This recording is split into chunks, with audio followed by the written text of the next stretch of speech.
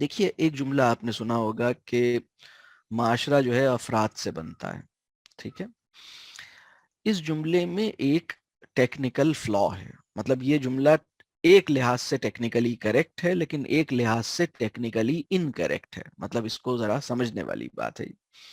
دیکھیے، افراد سے مل کے ڈائریکٹ معاشرہ نہیں بن جاتا، بلکہ معاشرہ اس وقت بنتا ہے جب افراد مل کر خاندان بناتے ہیں، اور خاندان اپنے مطلب خاندان جو ہے وہ ایک، کہہ لیجئے، ایک ریزنیبل لیول آف ایکسیلنس کو اچیو کرتے ہیں، تو اس کے بعد سوسائٹی فارم ہوتی ہے.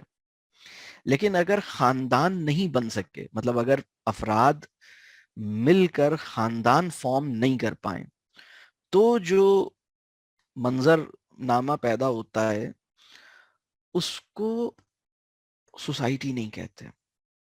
یعنی افراد کے مجموعے کو سوسائٹی نہیں کہتے، بلکہ خاندانوں کے کہہ لیجیے خاندانوں کے پیدا ہو جانے کے نتیجے میں سوسائٹی پیدا ہوتی ہے. مطلب سوسائٹی خاندانوں کی زندگی سے جڑی ہوئی ہے.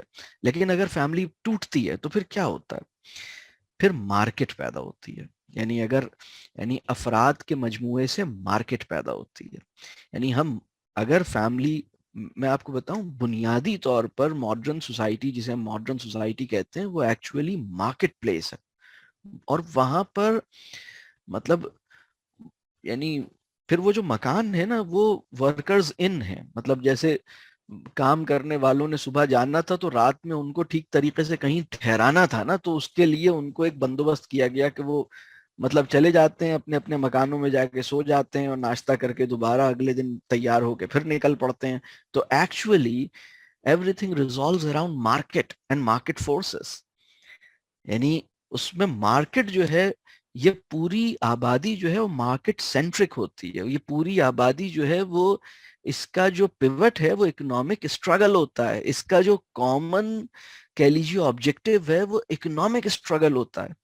اور پوری کی پوری مطلب یہ اس کا وہ کعبہ ہوتا ہے جس کے گرد طواف کیا جاتا ہے. مطلب یہی یعنی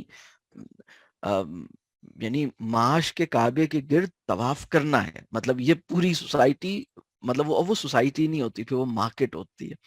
تو جسے میں یہ بات کہہ رہا ہوں کہ اگر ہم اپنی سوسائٹی اور سوسائٹی کی ایکسلنس اور سوسائٹی کی ویلیوز، اور خاص طور پر وہ سوسائٹی جو ایک گریٹر، جو تہذیبی ویلیوز ہیں، مطلب تہذیبی اقدار جنہیں ہم سویلائزیشنل ویلیوز کہتے ہیں، اگر ہم ان کو ریوائیو کرنا چاہتے ہیں تو ہمیں سوسائٹی کو اور سوشل ایکسلنس کو دوبارہ سے لانا ہوگا. اور اس کے لیے فیملی جو ہے وہ بہت ضروری ہے. مطلب ایک، خیر یہ ایک الگ نوعیت کی ڈسکشن ہے جس میں ابھی اس وقت تفصیل میں نہیں جاؤں گا، لیکن میں یہ میں چاہتا ہوں کہ ہم یہ بات سمجھیں کہ کسی معاشرے کے اندر جو انٹیگریٹی ہے، کسی معاشرے کے اندر جو خیر کا پہلو ہے، اس کو مینٹین کرنے اور اس کو آگے بڑھانے کے لیے جو سب سے بڑی فورس ہے اس کا نام ہے فیملی.